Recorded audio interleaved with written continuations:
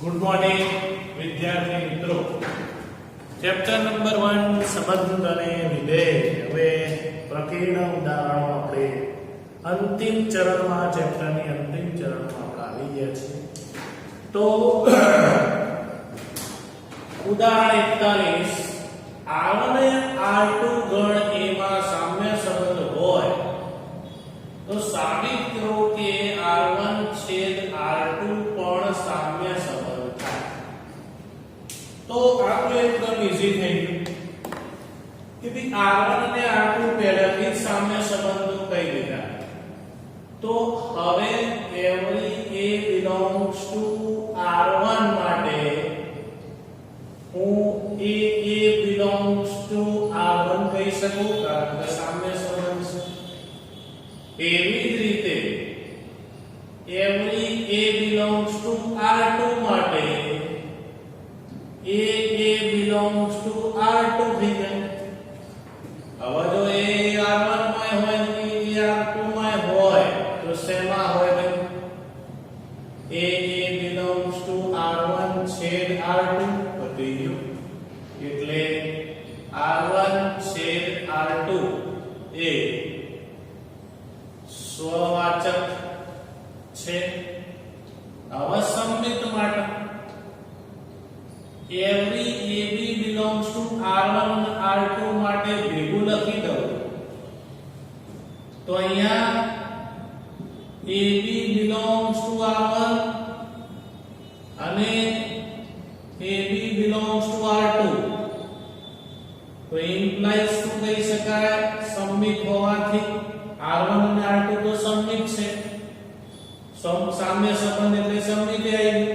તો BA belongs to R1 અને BA belongs to R2 કહી શકાય.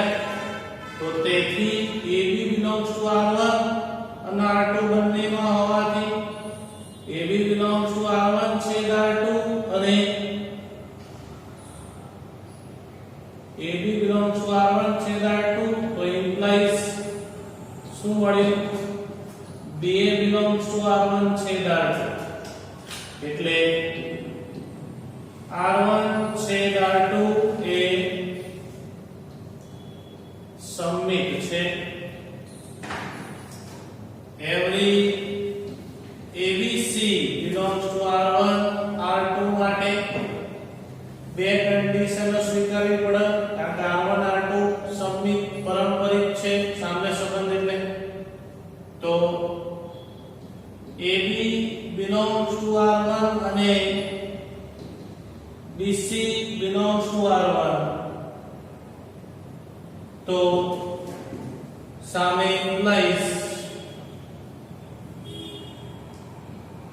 AC belongs to R1. AB R1 BC R1 तो AC R1 तथा AB belongs to R2 અને BC belongs to R2 તો AC belongs to R2 કારણ R1 અને R2 પારંપરિક છે. હવે જો AB belongs to R1 અને AB belongs to R2 હોય તો આપણે કહી શકીએ AB belongs to R1 છેદ R2 અને BC belongs to R1 છેદ R2 તો મને શું મળ્યું? AC belongs to R1 છેદ R2. તેથી R1 છેદ R2 એ પારંપરિક છે. તેથી R1 છેદ R2 એ સામ્ય સંબંધ છે. હવે એકદમ ઈઝી થઈ ગયું. મસ્ત દાખલો. કારણ કે R1 અને R2 સામ્ય સંબંધો કહી દીધા છે ભાઈ. તેથી R1 અને R2 સ્વવાચક છે, સંમિત છે અને પારંપરિક છે. તો એ તો તમારે સ્વીકારી જ લેવાનું. એના ઉપરથી R1 છેદ R2 બતાવો. સિમ્પલ. બીજું એમસીક્યુ ની અંદર જ્યારે ઇક્વલ ટુ નો સંબંધ આવે એમસીક્યુ નો દાખલો પૂછાયો હોય તો બોલ્યા વગર લખી દેવાનું સામે રફ ગણતરીની જરૂર નહીં, વચ્ચે ઇક્વલ ટુ નો સંબંધ હોવો આ ધ્યાન રાખો. એમસીક્યુ માટે હિન્ટ બોલી ગયો, જેડબલઈ માં પૂછાય અથવા ગુજકેટમાં પૂછાય, એમસીક્યુ માં પૂછાય અને ઇક્વલ ટુ નો સંબંધ હોય તો સામ્ય સંબંધ લખી દેવાનો. વાત રહી ગણતરીની. હવે ગણતરી કરવી હોય ને ઇક્વલ ટુ નો સંબંધ એટલે આવો સંબંધ હોય તો xy રિલેશન uv કહેવાય, બાકી ના કહેવાય. તો એનો મતલબ આવું રિલેશન ક્યારે બને તો આનું પાલન થાય ત્યારે. તો તમને અહીંયા ગણ એ ઉપર વ્યાખ્યાયિત સંબંધ આપી દીધો. વ્યાખ્યાયિત સંબંધ કે ભાઈ x v બરાબર y u. જો આવું હોય તો હું આવું કહી શકું. તો અહીંયા બુદ્ધિ વાપરવાની કે જે ચલ રિલેશનની ડાબી બાજુ અને રિલેશનની જમણી બાજુ એ ચલ જોઈ લેવાય. મારા અહીંયા xy રિલેશન uv તો આ બાજુ xy જુઓ અને આ બાજુ uv જુઓ તો અહીંયા પણ સાદું રૂપ આપીને xy એક બાજુ લઈ દેવાના અને uv એક બાજુ લઈ દેવાના. એટલે એનો મતલબ હવે મારે આના ઉપર ત્રણ કન્ડિશનનું પાલન કરાવવાનું છે. તો અહીંયા રિલેશન બન. તો હવે એમાં પહેલી કન્ડિશન સ્વવાચક. ધ્યાન રાખજો, ક્રમયુક્ત જોડમાં એ ક્રમયુક્ત જોડ છે. આપણી અત્યાર સુધી સિંગલ ઘટક હતા. સિંગલ ઘટક a b એક જ જોડ હતી. હવે જોડની જોડે જોડ લેવાની. આ ધ્યાન રાખજો. તો સ્વવાચકતા માટે પોતે પોતાના જેટલો એટલે હું x upon y બરાબર x upon y લખી દઉં તો કહેવાય કે ના કહેવાય? પોતે પોતાના જેટલો તો હોય જ ન ભાઈ. જ્યાં every xy belongs to ગણ એનો સભ્ય. જો પોતે પોતાના બરાબર ગુણોત્તર હોય તો હું xy રિલેશન xy ન લખી શકું ભાઈ. તો આ આપણો a થયો, આખો a, આ પણ આખો a. તો a belongs to r કહેવાય અથવા a રિલેશન a કહેવાય. યાદ રાખજો, અહીંયા ઘટકની જગ્યાએ જોડ છે તો આપણે જોડ સ્વરૂપે રિલેશન લખવાનું. જોડ સ્વરૂપે રિલેશન લખવાનું, તો ફરક નહીં પડતો. આને કેપિટલ A સમજી લો તો a relation a A u નો મતલબ r એ શું કહેવાય? સ્વવાચક છે. એટલે પહેલા સંબંધ જોઈ લેવાનો. સંમિતતા. સંમિતતામાં એક તો જોડ સ્વીકારવાની છે. સ્વીકારવાની છે એટલે xy રિલેશન uv આ સ્વીકારવાનું. તો મને શું મળવું જો uv રિલેશન xy મળવું. હવે xy રિલેશન uv નો મતલબ શું? x upon y બરાબર u upon v. તો શું આને હું આમ ના લખી શકું? u upon v બરાબર x upon y લખી શકું. Theoretical example. તો જો આવું થાય તો ભાઈ આ તો રિલેશન બની uv રિલેશન xy. એનો મતલબ a રિલેશન b તો b રિલેશન a મળી ગયું. એટલે r એ શું થઈ ગયું? સંમિત છે. હવે ત્રીજી કન્ડિશન પારંપરિકતામાં બે સ્વીકારો. એટલે xy રિલેશન uv અને uv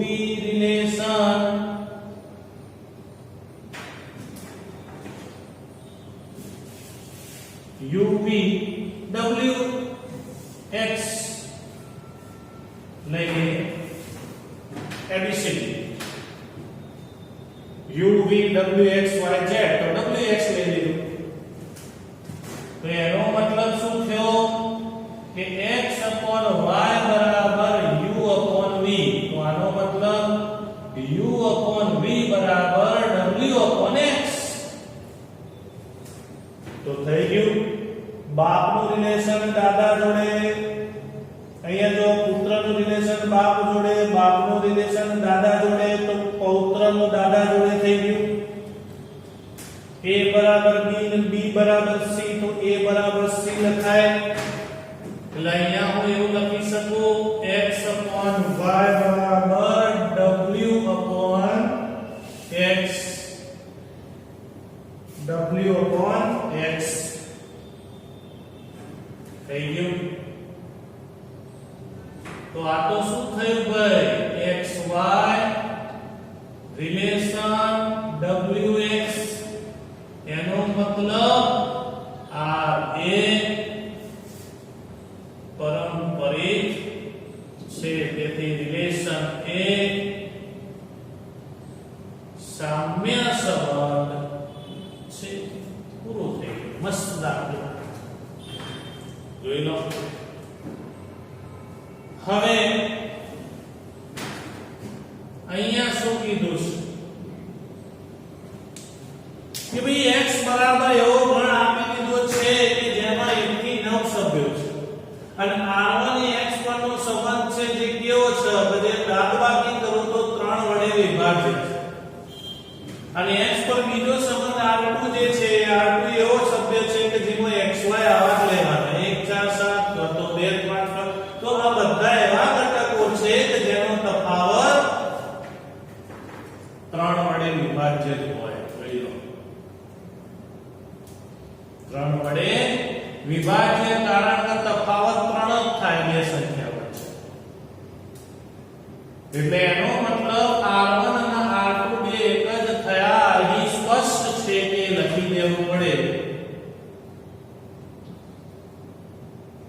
સ્પષ્ટ છે કે ગણ 1 4 7 2 5 8 3 6 અને 9 માંથી કોઈ પણ બે ઘટકોનો તફાવત 3 જ થાય તેથી r1 નું રિલેશન નું પાલન થઈ જાય છે તેથી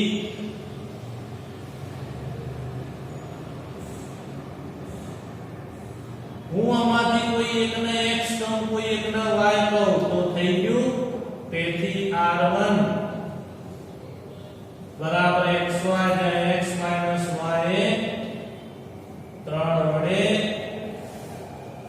વિભાજ્ય એટલે એવરી x1 y1 અથવા x2 y2 અથવા xy ઘટક લઉં તો xy belongs to r1 માટે કાકમાં r1 બરાબર r2 સાબિત કરું તેથી જો હું xy belongs to r1 લઉં તો x y શું થઈ ગયું 3 વડે વિભાજ્ય છે એનો મતલબ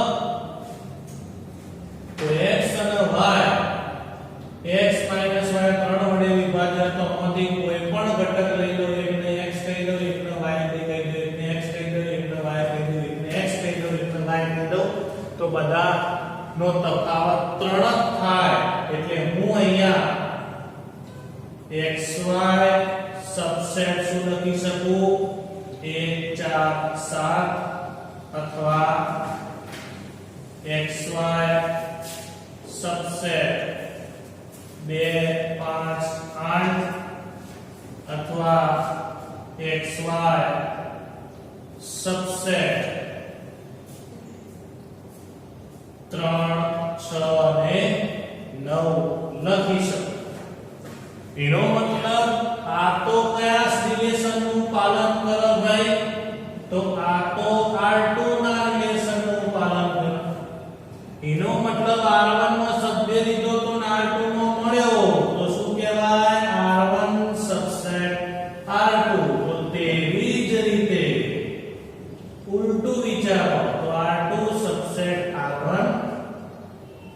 સાબિત કરી શકાય. R1 સબસેટ R2 સાબિત કરી શકાય છે. માટે R1 બરાબર R2 કારણ બંનેનો અર્થ એક જ થાય કે x y જો 3 વડે વિભાજ્ય હોય તો ત્યારે જ થાય કે જ્યારે અહીંયા દરેકનો ધન તફાવત 3 જ થાય. તો એનો મતલબ 3 તફાવત થાય તો R1 અને R2 બે એક જ થયા કારણ કે R1 સબસેટ R2 સાબિત કર્યું તો તેવી જ રીતે R2 સબસેટ R1 થાય છે. ઓકે, ચલો સ્ક્રીનશોટ લઈ લો. તો અહીં તમારું ઉદાહરણ 43 પૂરું થાય છે. ઓકે,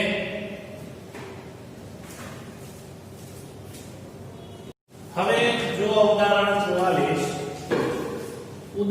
44 ની અંદર ધ્યાનથી જો કે એક વિધેય આપે છે x → y, x પરનો સંબંધ r એ કેવો છે fa બરાબર fb. તો ફરીથી ઇક્વલ ટુ નો સંબંધ આવ્યો. જવાબ તો ખબર પડી જ ગઈ કે ઇક્વલ ટુ નો સંબંધ હોય એટલે સામ્ય સંબંધ થાય હોય જ. પણ હવે આપણે એને ચકાસવું છે.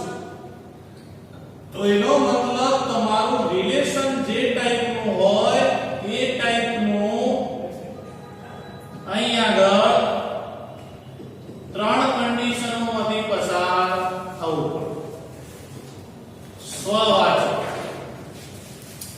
સ્વવાચકતા એટલે પોતે પોતાના જેટલો એટલે fa બરાબર fa હું કહી શકું. હવે fa બરાબર fa હોય તો a belongs to r. હવે a belongs to r તો r એ શું કહેવાય? સ્વવાચક છે. બીજી કન્ડિશન સંમિતતામાં એક સ્વીકારો. એક સ્વીકારો એટલે ab belongs to r સ્વીકારો એનો મતલબ fa બરાબર fb. હવે fa બરાબર fb તો હું fb બરાબર fa ના લખી શકું. હવે fb બરાબર fa હોય તો ba belongs to r. તેથી r એ સંમિત છે. ચલો નંબર 3 પારંપરિકતા. પારંપરિકતામાં બે કન્ડિશન એટલે કે ab belongs to r અને bc belongs to r. ચલો આ બે સ્વીકારીએ. એનો મતલબ fa બરાબર fb અને fb બરાબર fc.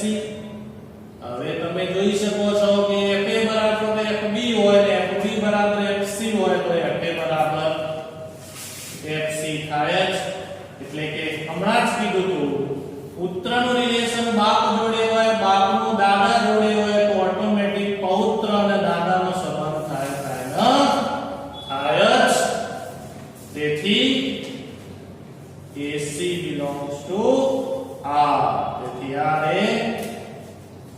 પારંપરિક છે. માટે r એ સામ્ય સંબંધ છે. આ બે માર્ક્સમાં પૂછાય તો તમારે ગણતરી કરવાની. બાકી MCQ માં પૂછાય તો મેં તમને હિન્ટ કહી દીધી કે ઇક્વલ ટુ નો સંબંધ આવે એટલે સીધે સીધું સામ્ય સંબંધ લખી જ દેવાનું, કશું વિચારવાનું નહીં. ચલો હવે વાત આવી દ્વિક ક્રિયા. આ પર નીચે આપેલી દ્વિક ક્રિયામાંથી કઈ દ્વિક ક્રિયા જૂથના નિયમને અનુસરે છે અને કઈ દ્વિક ક્રિયાઓ સમક્રમી છે? તો સમક્રમી એટલે ક્રમનો નિયમ. મેં કીધું એમ આમાંથી બે ઘટક 61 2 3 4. તો ચલો પહેલા સમક્રમી માટે વાત કરીએ. સમક્રમી માટે વાત કરીએ તો અહીં આગળ પહેલા 2 સ્ટાર 3. તો અહીંયા તો કઈ દીધું હવે કે a સ્ટાર b બરાબર 1 જ જવાબ આવે. જોઈ લેજો જરા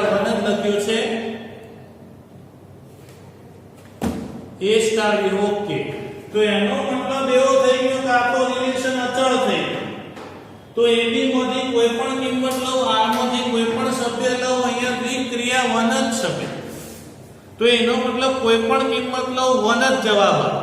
કેમ? દ્વિક્રિયા એક એવી ક્રિયા છે કે જે તમને જે કહેશે એવું તમારે કરવું પડશે. તમને એવું કહેશે કે તમારે અહીંથી ત્રીજામાંથી ભૂસકો મારવા તો તમારું મગજ બંધ થઈ જાય. તો તમારે મારી વિચારવા નહીં. કેમ? તમને દ્વિક્રિયાએ કીધું છે કે તમારે આવું કરવાનું. એટલે અહીંયા દ્વિક્રિયાએ કઈ દીધું છે તો ભાઈ એ બી ગમે તેલો પણ એની દ્વિક્રિયા એક જ થશે. એટલે તમે 2 3 લો 4 5 લો 2 સ્ટાર 3 એ 1 જ લખવું પડે, 3 સ્ટાર 2 એ 1 જ લખવું પડે, કારણ કે દ્વિક્રિયાએ કીધું છે. સમજણ પડી? ભલે અંદર કશું જ મારો પણ અહીંયા 1 કીધું તો 1 લખવાનું છે. એનો મતલબ સ્ટાર એ સમક્રમી છે. તો અહીં આગળ ચલો આ સમક્રમી તો થઈ ગયું. ચલો આવું ને આવું તમે જૂથના નિયમમાં કરી શકો કે 2 સ્ટાર 3 સ્ટાર 4 કરો તો 2 સ્ટાર 3 એટલે 1 જ થયું. 3 સ્ટાર 4 ફરીથી 2 સ્ટાર 1 એટલે 1 જ થયું. એ બી ગમે તેમ બદલ્યા કરો. 2 સ્ટાર 3 સ્ટાર 4 એટલે 1 સ્ટાર 4 એટલે 1 જ થયું. એનો મતલબ 2 star 3 star 4 is equal to 2 star 3 star 4. તેથી સ્ટાર એ જૂથના નિયમનું પાલન કરે છે.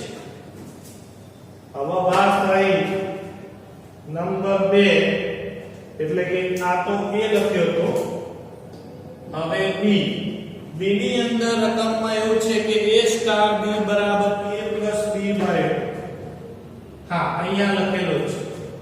તો ચલો એને હું આપણે અહીંયા લખી દઉં A સ્ટાર B બરાબર A પ્લસ B બાય 2 જ્યાં every AB belongs to R. તો અહીં આગળ જો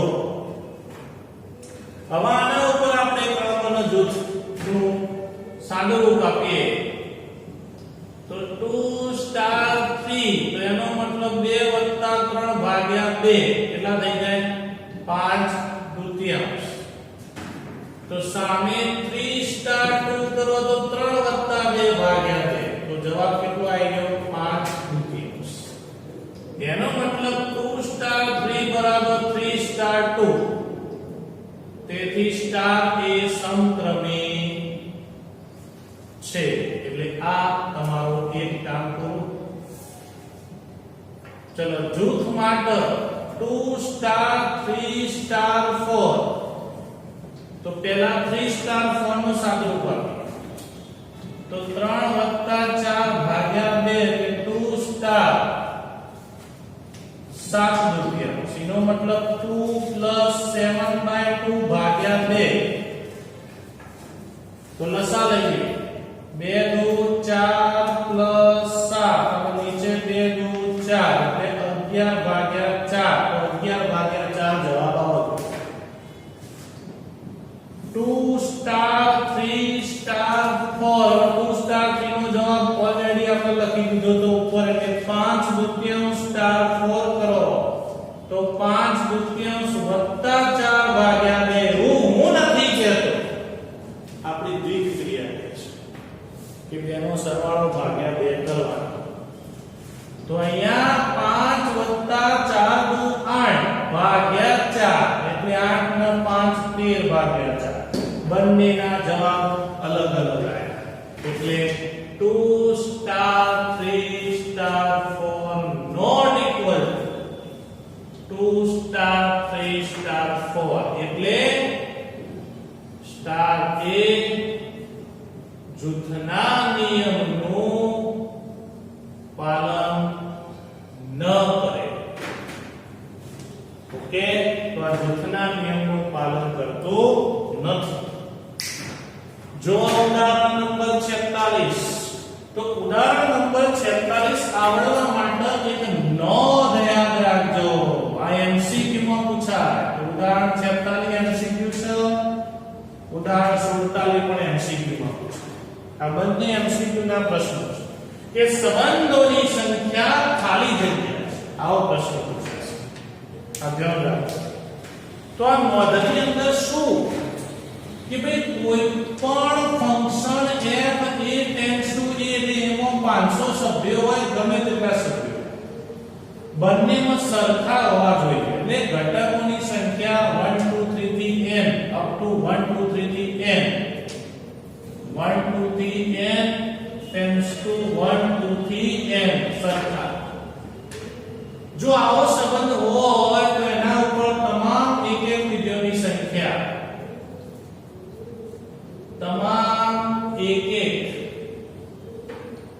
વિધેયોની સંખ્યા n ફેક્ટોરિયલ થાય. બસ આટલું આવડે એટલે દાખલો આવડે.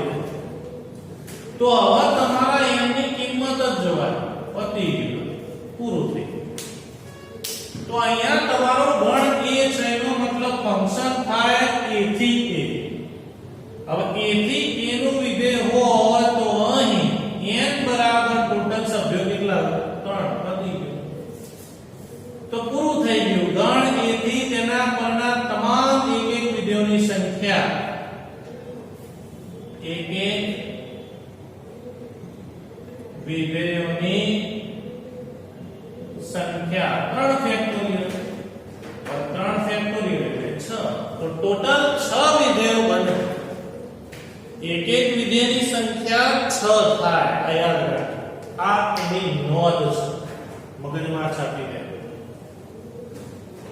ઉદાહરણ 47 બહુ મસ્ત દાખલો.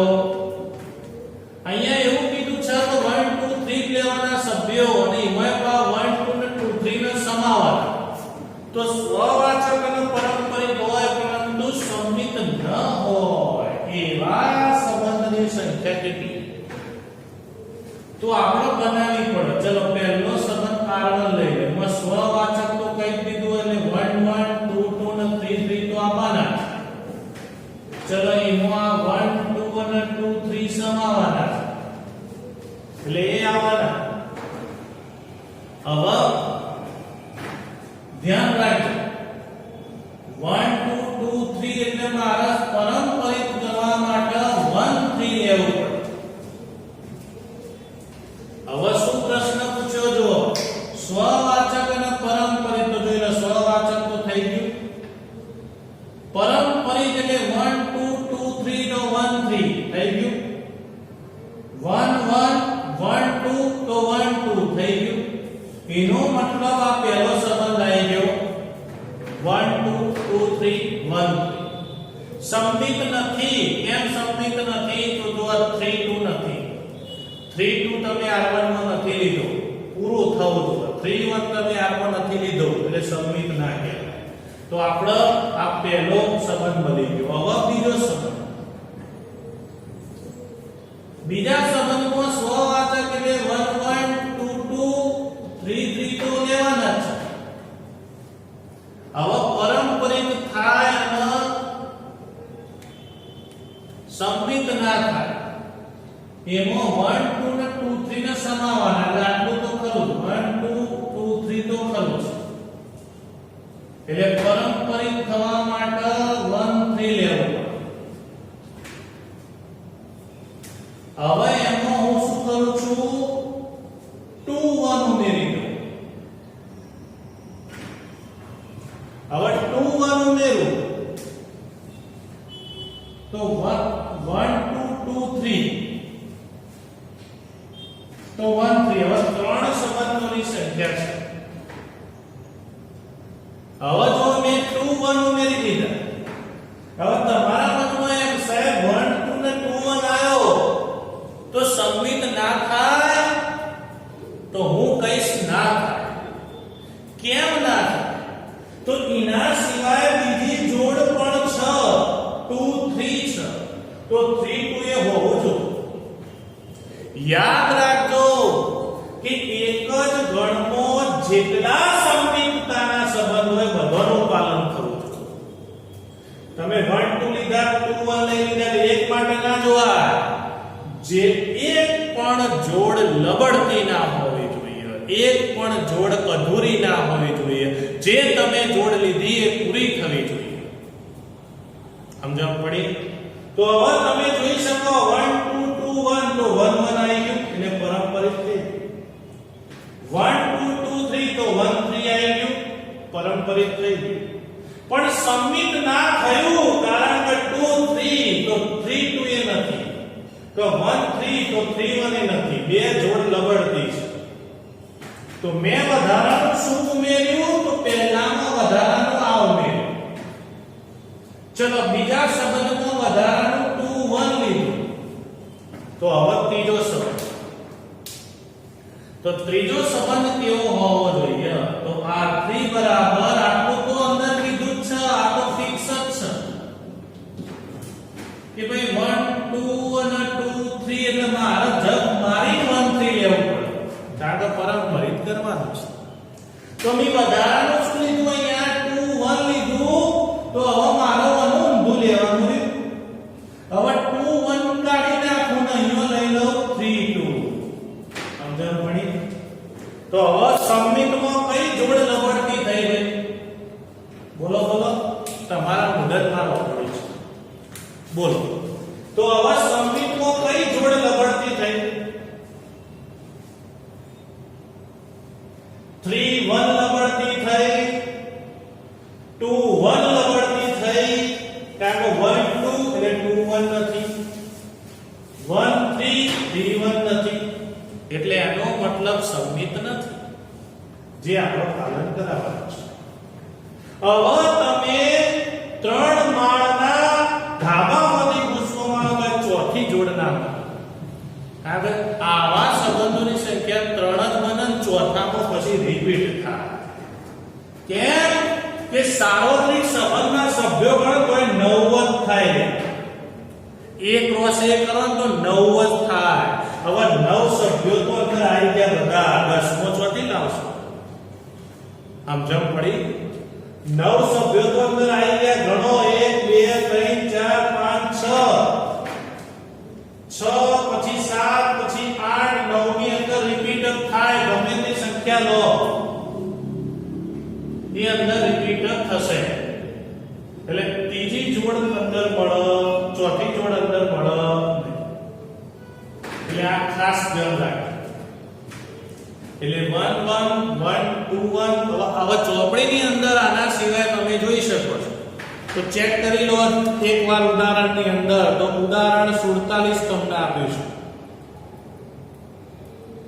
જેમાં શબ્દોમાં લખ્યું છે. જો એક ક્રમયુક્ત જોડ 2 1 ને R1 માં ઉમેરી ને R2 મેળવી.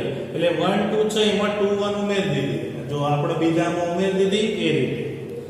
પછી ત્રીજી જોડ માટે R3 માટે જો હવે R1 માં 3 2 ઉમેરે. તો 3 2 ઉમેરીને R3 મેળવો. તો તમારી જે R2 માં સ્વવાચક અને પારંપરિક થશે તેમ, પરંતુ સમિત નહીં થાય. આ જ પ્રમાણે અપેક્ષિત સંબંધ મેળવવા માટે R1 માં 3 2 ઉમેરવા. જો આપણે R1 માં 3 2 ઉમેરી દીધા થઈ ગયું. તો R1 માં 3 2 ઉમેરી દીધા એટલે એ R3 મળી ગયો. ઓકે. તો હવે તમે જો બે ક્રમયુક્ત જોડ 2 1 3 2 અથવા એક ક્રમયુક્ત જોડ 3 1 એક સાથે R1 માં ઉમેરી નથી શકાતી. એટલે બેમાંથી એક જ તમે ઉમેરી શકો. 3 2 અથવા 3 1 બે અંગાતમાં ઉમેરી શકાય. એટલા માટે અહીંયા 3 જ સંબંધ મળે છે. એટલે ચોપડીમાં શબ્દોમાં આવી છે, આપણે લાઈવ ઉદાહરણ બતાવ્યું તમને. એટલે ધ્યાન રાખજો. તો અહીંયા આવા સંબંધની સંખ્યા 3 મળે. Okay, clear? ખ્યાલ આવી ગયો? ચલો સ્ક્રીનશોટ લઈ લો.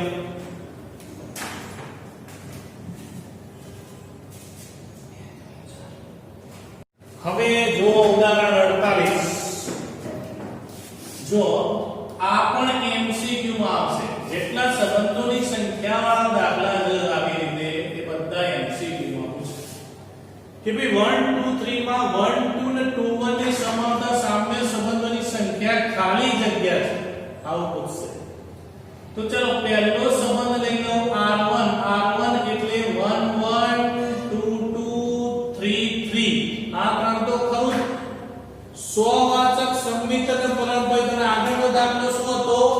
સ્વવાચક અને પરંપરિતનું પાલન થવું જોઈએ, સંમિત ના થવું જોઈએ. જ્યારે હવે સામ્ય સંબંધ એટલે ત્રણે ત્રણનું પાલન થવું જોઈએ અને પાછા આ બે તો અંદર લેવાના 1 2 ને 2 1. હવે 1 2 લીધા એટલે જોડ પૂરી કરવી પડે એટલે 1 2 એટલે 2 1 સંમિત થઈ ગયું. ચલો પરંપરિત માટે 2 3 લઉં તો 1 3 થવું જોઈએ. હવે 2 3 લીધા તો જોડને પાછી પૂરી કરવી પડે, 3 2 લખવા જ પડે. હવે 3 2 લખ્યા, હવે 1 3 લીધા તો 3 1 લખવા જ પડે, થઈ ગયું. એટલે આ તમારી થઈ ગઈ એક સંબંધ પૂરો. તો હવે તમે જો 3 3 6 5 9 9 ઘટક તો આવી ગયા એટલે તમે આગળ લઈ શકો નહીં, કારણ કે 3/3 કરો ક્રોસ કરો તો એ 9 જ ઘટક. તો R1 માં બધા ઘટક આવી ગયા, તો R2 નો કયો રહ્યો તો જે સામ્ય સંબંધ બનાવો તો 1 1 2 2 3 3 અને પોતે 1 2 ને 2 1 બસ સ્ટોપ કરી દો.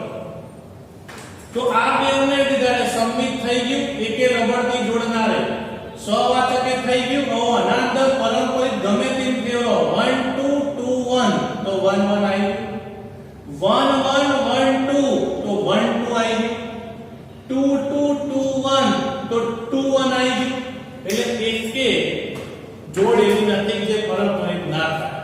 તો સ્વવાચકે થઈ ગયું, સંમિતે થઈ ગયું, પરંપરિતે થઈ ગયું. એટલે આવા સામ્ય સંબંધ બે જ બને. અને આ જ એમસીક્યુ માં પાછળ સ્વાધ્યાયમાં આલેલા 10 એમસીક્યુ માં આ પ્રશ્ન બે ત્રણ આવા પ્રશ્નો છે. તો ધ્યાન રાખવાનું જ્યારે તમે બનાવતા હોય અહીંયા ત્યારે સાબિત કરો કે 1 2 પર જેનો તટસ્થ ઘટક હોય તથા જેના હેઠળ બેનું વ્યસ્ત બે હોય એવી દ્વિક્રિયાની સંખ્યા માત્ર એક જ છે.